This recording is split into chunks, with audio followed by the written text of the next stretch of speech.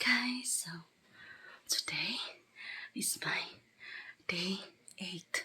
Yes, if you notice, wala akong download last night. Pero nag-workout ako, pero hindi ko nakapag video kasi lupat yung cellphone ko. Tapos ngayon, it's our day 8 and look at my grabe yung pa-describe siya akong singot aning jud. Mabisaya na lang ko. So, muna siya. Grabe akong singot. And, although more grabe jud, pero para na ako, no, grabe ang achievement kong kanang grabe kag singot sa mong workout.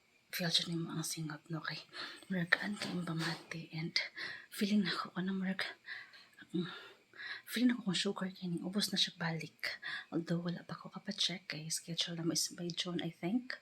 Pero feeling lang nako kasi kay kuan kanang before ko nag-workout, kanang igmata na ako, coverage kay akong lawas, basta ma-feel dyan ako kung nisaka na po ako ang sugar.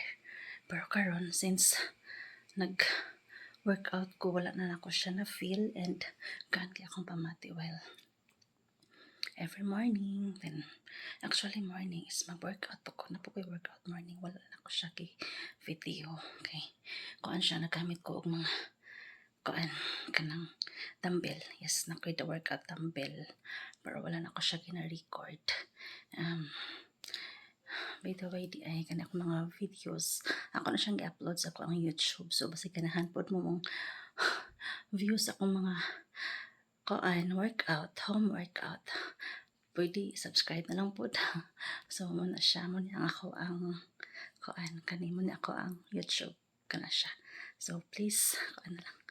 Pa-follow na lang. Subscribe, I mean. Thank you.